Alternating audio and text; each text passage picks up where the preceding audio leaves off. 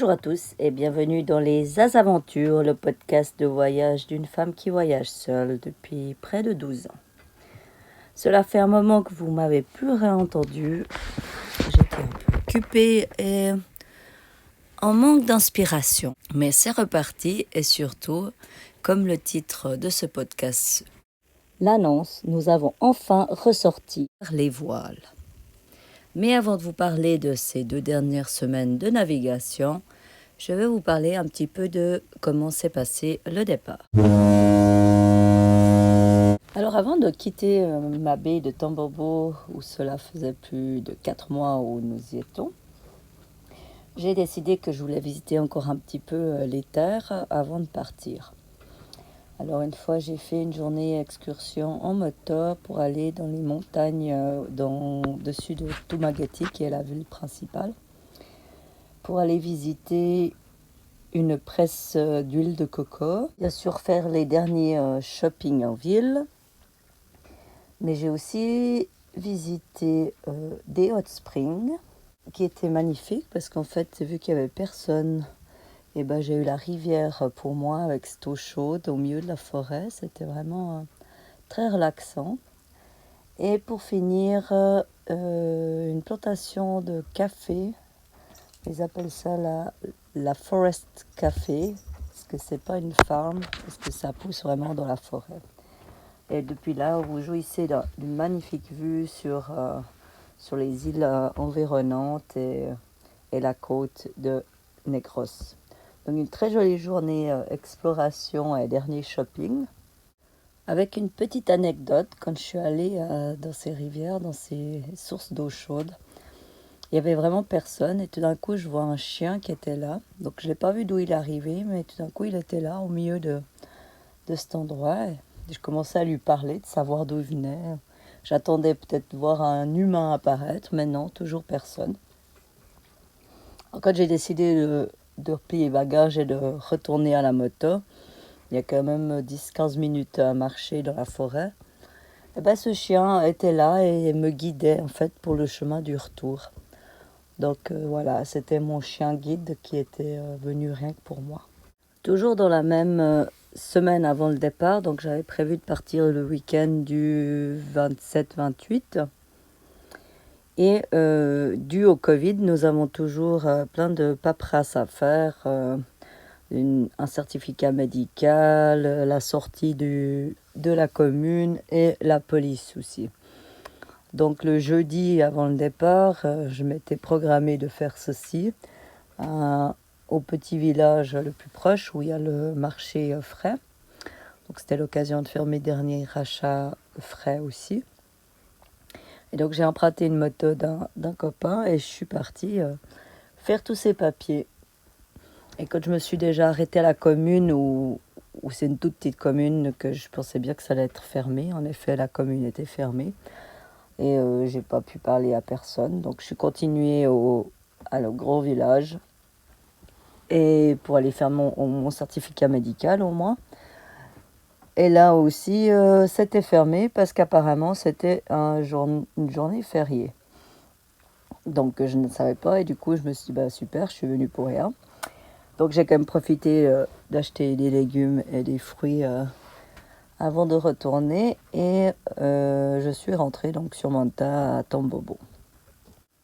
Ça représentait bien en fait la chance que j'ai avec l'administration puisque 2 ou 3 semaines auparavant, j'avais essayé d'aller à l'immigration pour refaire mon visa. Et bien sûr qu'il m'était arrivé la même chose, j'étais tombée sur un jour férié. Voilà, donc si une fois vous voulez faire de l'administration, n'allez pas le même jour que moi parce que c'est fermé. Il est difficile en voyageant de s'informer de tous les journées fériés de chaque pays qu'on passe, donc c'est toujours un peu la surprise. Mais cette fois-ci, on peut dire que la chance était avec moi. Parce que du coup, retour au bateau, j'ai revu mes amis et là ils me disent demain on va faire une excursion en montagne, est-ce que tu veux venir avec nous? Pour moi c'était mon dernier jour d'ouverture des bureaux si je voulais faire les papiers avant le week-end pour partir, mais je me suis dit que je suis pas un jour près et puis c'était l'occasion de visiter un peu plus les terres et puis tant pis j'irai faire les papiers lundi. Et puis j'aurai quelques jours de retard sur mon départ, mais vu que j'ai pas de limite de temps, donc c'est parti. Donc le vendredi 26 février, nous partons toute une équipe en voiture pour la montagne. La montagne sur la côte sud-ouest de Negros, pour le but d'aller voir le pont qui est en réparation, dont mes amis ont fait un GoFund, donc une demande de donation pour justement renouveler ce pont suspendu qui tombe en lambeaux et qui est très dangereux à traverser.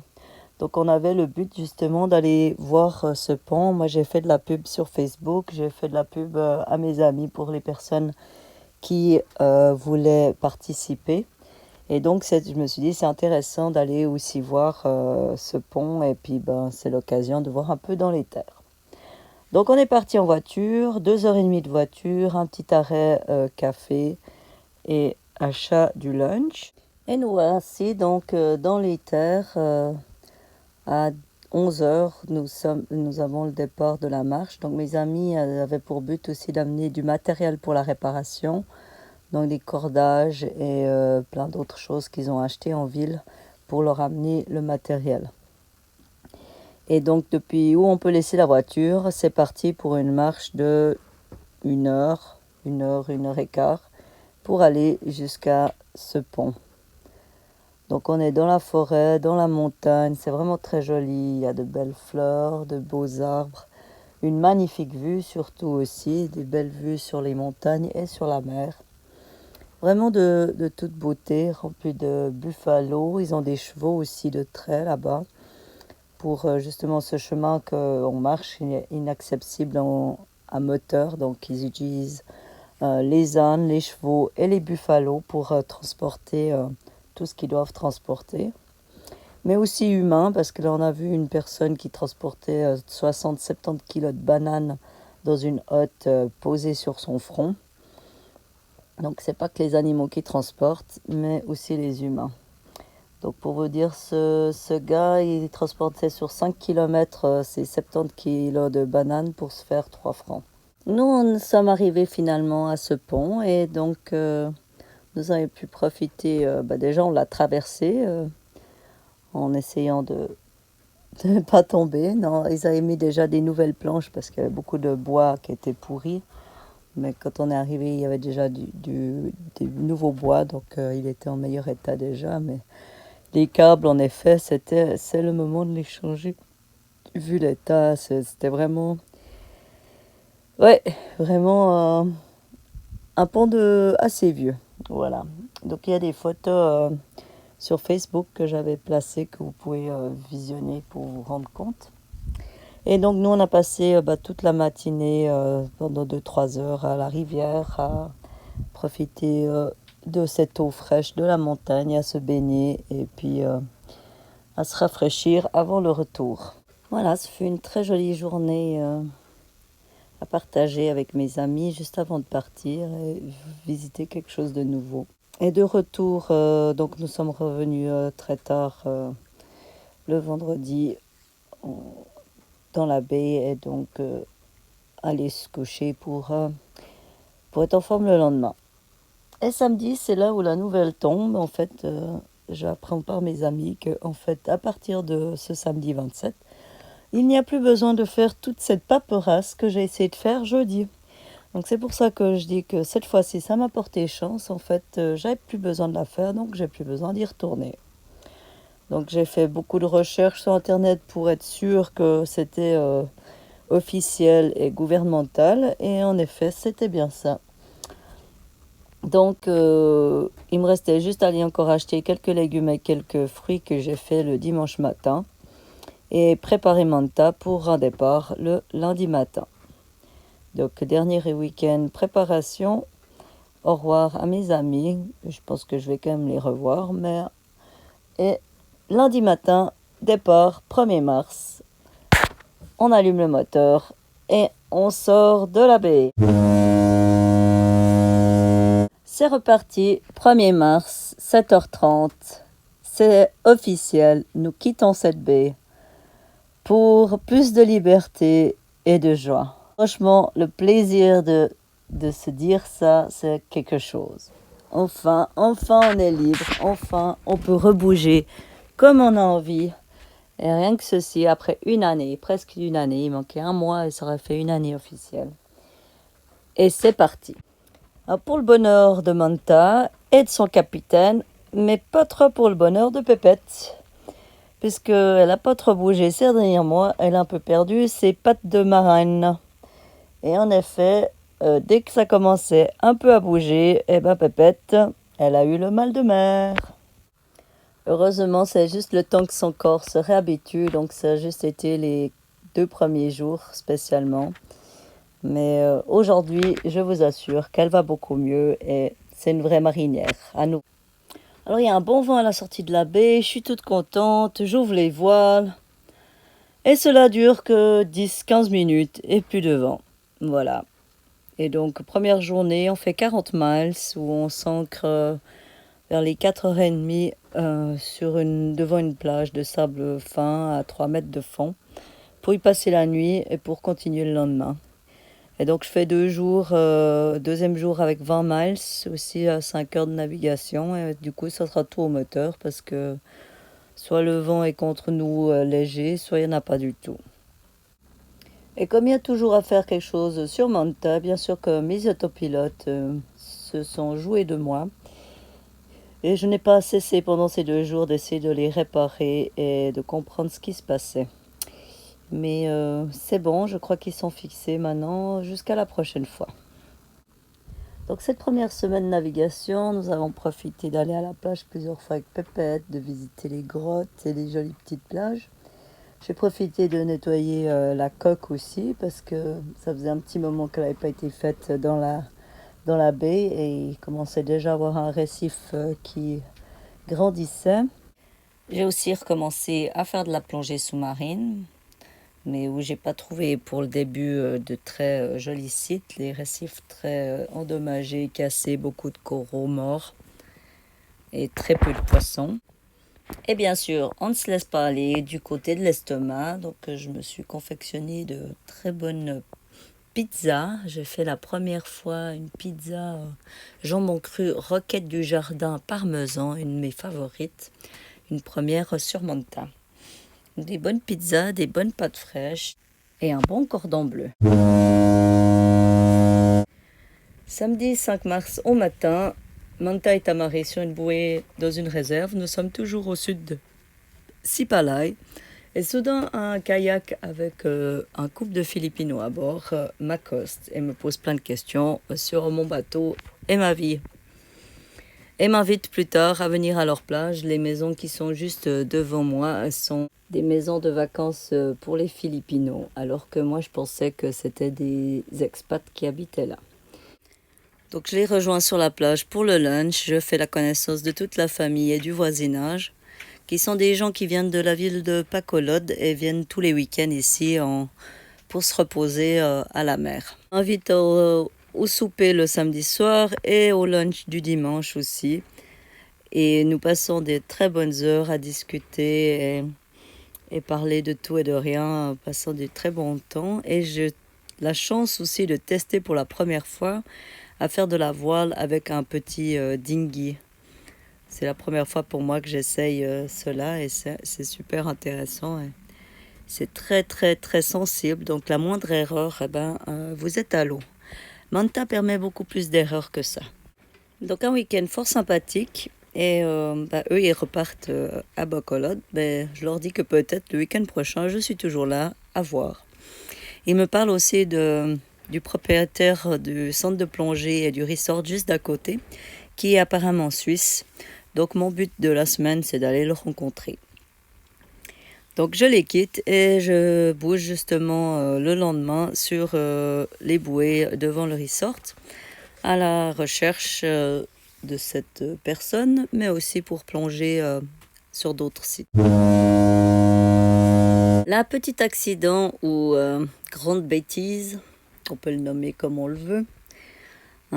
J'ai pris la mauvaise bouée, qui était un gros baril avec un cadre en inox. Et je l'avais pensé, c'est pour ça que je voulais rester juste le temps de 2 plongées et partir. Mais c'était trop de temps. Avant la deuxième plongée, voilà que cette bouée fait une grosse griffure sur la coque de Manta. Je m'en veux bien sûr. J'aurais pas dû rester si longtemps. Mais voilà, le dégât est fait. Il y a une grande raye où il n'y a plus de peinture.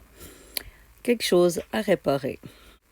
Je pars donc à la recherche de ce propriétaire du resort qui est suisse-allemand, que je rencontre en même temps qu'une autre personne qui habite ici aussi, un Polonais, qui m'annonce qu'il y a des mines d'or juste pas bien loin d'ici et qu'il y va le lendemain. Alors c'est parti pour une journée dans les terres à nouveau pour visiter un peu ici et aller voir surtout qu'est-ce que c'est ces fameuses mines d'or de Negros. Il faut 1 heure de 4x4 depuis le resort pour arriver à ces mines, vraiment au sommet des montagnes, juste derrière Sipalay. Donc me voilà avec mon nouvel ami dans ces montagnes à la découverte de ces mines d'or. Dans sa mine, il a 60 employés et apparemment il y a plein de petites mines en fait, et il y a plus de 1000 employés qui travaillent dans ces montagnes. Leur mine consiste en un tunnel grandeur humain qui descend à 60 mètres. Et après, il part à la perpendiculaire sur 20 ou 30 mètres. Et là, il taille la pierre, il la remonte avec un treuil manuel. Ou après, ils doivent nettoyer les cailloux et après les presser, les écraser pour en retirer de la poudre d'or. C'est tout un processus avec des produits chimiques. Ils trouvent aussi de l'argent et du cuivre, mais bien sûr que c'est l'or qui les intéresse le plus. Et il faut 26 tonnes de cailloux pour avoir entre 1 et 2 kilos d'or. Et le processus de ces 26 tonnes prend environ 40 jours. Donc faites le calcul, sachant que le kilo d'or est à 55 000 aujourd'hui. Combien de dollars ils se font en une année. Pour ma part, c'était sympa de voir ceci, de voir le processus, de voir aussi comment les gens travaillaient là-bas avec tous les risques qu'ils prenaient. Mais ce fut une journée assez longue parce qu'en fait, on attendait, ils étaient en train de procéder justement à transformer la poudre en lingots d'or. Et ça a pris vraiment, ça prend des heures et des heures de chauffer l'or et tout ça. Donc j'ai patiemment attendu. Heureusement, il y avait un jeu d'échecs pour passer le temps. Mais ce fut une journée un peu différente et instructive. De retour, cette personne, ce nouvel ami, aimerait bien faire un charter avec moi. Donc nous devions discuter, mais il y a possibilité. Et puisqu'on est déjà mercredi et que dans 2 jours, mes nouveaux amis arrivent, ben on va rester ici pour le week-end prochain. Je retrouve donc mes amis avec les parents de lui qui sont là. C'est eux qui ont construit cette maison il y a 20 ans en arrière. Et le papa est justement l'architecte des 4 maisons sur les 6 qu'il y a dans le voisinage. Et la maman, l'artiste, qui fait des mosaïques et des peintures. Donc c'est vraiment très bien décoré. C'est vraiment une très belle maison. Et je fais donc la connaissance de ces gens très sympathiques et très cultivés. Mais aussi du voisinage, où il y a des nouveaux voisins. En fait, c'est toute une grande famille. L'une des personnes qui est là est justement la fille de la personne qui s'occupe de l'île protégée un peu plus au nord où je désire aller. Donc, grâce à mes connexions, là, je connais tout le monde et j'aurai beaucoup plus de facilité à aller dans des endroits réservés et pas faciles d'accès à n'importe qui. Mais là encore, je passe un très bon week-end avec mes amis qui m'invitent à chaque repas. Ou samedi matin, on va visiter une grotte qui est juste derrière chez eux et qui est bien sûr pas touchée par le tourisme vu que personne ne connaît cette grotte. De toute beauté, vraiment énorme. C'était très sympa, une jolie excursion. Et à force de discuter, je réalise qu'ils sont plongeurs aussi. Enfin, elle vient de faire son open water. Et lui, ça fait des années et des années, mais il n'avait pas replongé. Et qui sont là pendant la semaine de Pâques, en vacances. Et donc j'ai vendu 2 Advents à la maman et au fils qui vont le faire, et peut-être un des fils va faire son open water. Donc voilà du travail qui reprend un petit peu. Donc pendant la semaine de Pâques, j'ai en tout cas 2 cours, peut-être 3 cours à donner. Ce qui m'oblige à rester ici encore un petit moment. Et samedi, après notre excursion de la grotte, au matin, on a pris le lunch ensemble sur leur terrasse. Depuis la terrasse, j'ai une belle vue sur Manta. Et là, le vent s'est levé du sud, qui n'était pas forcément... Normalement, il vient du nord-est, donc c'est pas forcément commun. Et il augmentait de plus en plus, et donc mettait Manta en danger sur sa bouée si la marque casse, elle était sur le récif. Donc j'ai décidé vers les 3 heures de retourner à bord pour voir comment ça se passait. Et à peine arrivé à bord, je peux voir au loin des gros nuages gris qui nous arrivaient droit dessus. Alors je décide, après grande réflexion, je me dis non, c'est la sécurité de Manta d'abord et le reste ensuite. Donc je décide de traverser la baie pour être protégé, pour protéger Manta de ces grosses vagues et de ce qui nous arrivait encore dessus. Voilà un très bon exemple pour vous montrer comment on est très dépendant de la météo et que le choix se fait d'abord par le bateau et les amis ensuite, ou quoi que ce soit par la suite. Mais du coup, on a pu se passer une soirée tranquille et le relax pour le bonheur de Pépette qui avait sa maman pour toute la soirée. Dimanche matin, la météo est toujours la même, le vent vient toujours du sud. Donc je cherche les solutions pour aller rejoindre mes amis, quelles sont mes options pour pouvoir aller les rejoindre et surtout d'aller amener mes 2 livres d'Advance pour qu'ils puissent commencer à étudier pendant la semaine. Je vois 2 bankas, les bankas c'est les bateaux ici, plein de touristes qui s'arrêtent sur la plage juste derrière moi. Alors je me dépêche d'aller en paddle pour leur demander combien de temps il reste et s'ils traversaient, si je pouvais aller avec eux. Ils me disent pas de problème, mais il faut que je prenne mon paddle pour les derniers mètres parce qu'avec les vagues et les hauts fonds, ils ne voulaient pas prendre le risque de me poser sur la plage.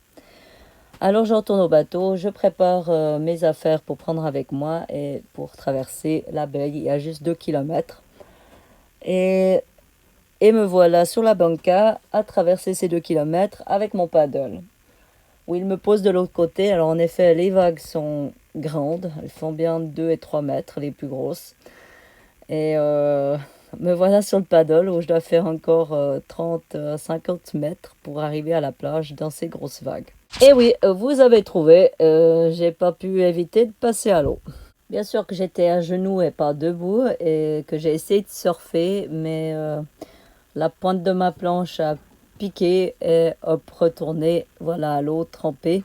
J'avais mon sac avec toutes mes affaires dedans, il n'y avait pas, à part les livres, j'ai pas de gros sac waterproof, donc j'ai pas trop le choix, mais je me suis dépêchée à remonter sur ma planche directement, donc j'ai juste passé, on va dire, 5 secondes dans l'eau, remonté sur la planche, et je suis parvenue à la plage, et mes livres n'étaient pas mouillés. Du coup, j'ai pu surprendre mes amis qui ne pensaient pas forcément me voir arriver, et j'ai pu passer encore quelques heures avec eux. Et pour le retour, j'avais prévu une banca de ma plage qui venait me chercher vers les 16 heures. Mais vu que mes amis sont partis avant, j'ai dit ok, je commence à le faire en paddle. Et finalement, en fait, j'aurais traversé mes 2 kilomètres en paddle parce que la banca, je ne l'ai jamais vue arriver. Là, je me suis quand même dit, combien d'instructeurs vont faire ça pour amener 2 livres à leurs clients? Prendre une banca, se faire renverser dans les vagues et faire le retour de 2 kilomètres. Sous la pluie et dans des grosses vagues. Je me demande combien il y en a qui font ça. Voilà pour les dernières aventures de Manta, Pépette et moi. Et donc là, on va essayer d'aller sur cette île ces prochains jours. Cette île un peu réservée, réserve marine, qui a l'air vraiment fort sympathique. Pour être de retour pour Pâques, pour donner ses cours de plongée à ces gens. Voilà. Alors en attendant la suite des aventures, je vous souhaite une joyeuse Pâques. Et puis merci beaucoup de me suivre et n'hésitez pas à mettre des commentaires si quelque chose vous plaît ou il y a quelque chose en particulier que vous aimeriez que je parle. Au revoir et à bientôt.